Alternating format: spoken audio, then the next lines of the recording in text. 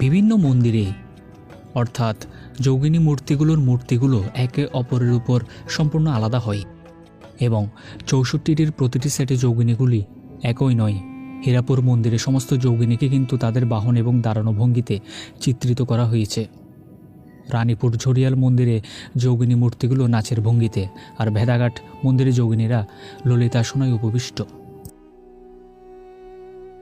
কিন্তু বাংলায় যোগিনী পুজোর কথা তো কোথাও শুনিনি।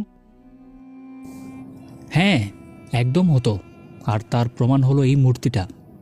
এর গঠনশৈলী দেখেই আমি বুঝেছি এটি যোগিনী মূর্তি। বিগত ৮ বছর ধরে আমি এদের নিয়েই গবেষণা করছি। একজনকে পাওয়া গিয়েছে, আশেপাশে খুঁড়লে বাকিদেরকেও পাওয়া যাবে, বুঝলেন? আমি নির্বিকার হয়ে সব শুনছিলাম। আমার কেমন জানি জিনিসটা ভালো লাগছিল না, কেন জানি না মন